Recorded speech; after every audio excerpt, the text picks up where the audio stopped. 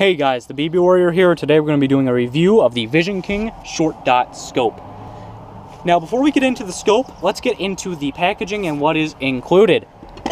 Now it is a pretty good box that comes in it. It's nice and sturdy, which is something that I always love with companies. I love when they go the extra mile to put it in good packaging.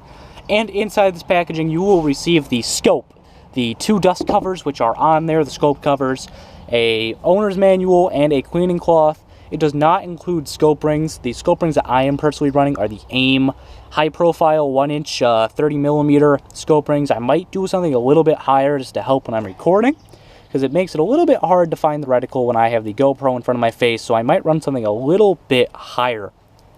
Now the nice thing about this scope is that it goes from 1.25 magnification all the way up to 5 times. So if you're getting nice and close, you can use that 1.25. However, when you get to range, you can crank that up all the way to 5. For airsoft, personally, I like to run it around 2 to 3. I find that 5 is a little too much and 1.25 isn't enough. It doesn't make it worth it only running the 1.25. And this is illuminated scope, which is something that is very important.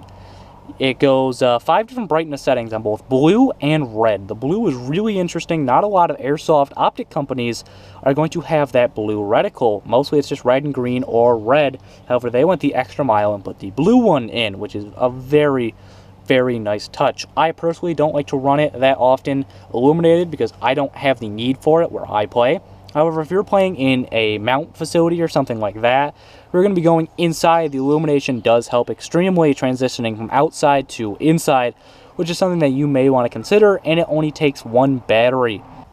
Overall, I find the Vision King Shortdot a great optic if you want to have range or you want to bring it up nice and close. But you have the ability to have both options, which is something that is very versatile, and there's not very many other ways to do that in airsoft. Sure, you can do it with a flip-to-side magnifier. However, most of them are pretty pricey or they're really bad. You got to spend a lot of money to get something good with that. It's one of those things, buy once, cry once, you get what you pay for. And this is nice because you can go from a CQB-ish optic all the way up to a high-power scope without having to flip anything, just the turn of that dial right at the bottom of the scope, and you are all set. That is going to do it for this review, guys. Make sure to let me know down in the comments below what type of scopes and optics you like to run. Do you run a magnified scope like this one here, or do you run the classic red dot EOTech, or hell, do you even run iron sights? Make sure to let me know down in those comments below. If you like the video, you can always subscribe for more airsofting content twice a week. Make sure to like me on Facebook, follow me on Instagram and Twitter to keep up, and more content that did not make it to YouTube. This has been the BB Warrior, and I'll see you guys next time.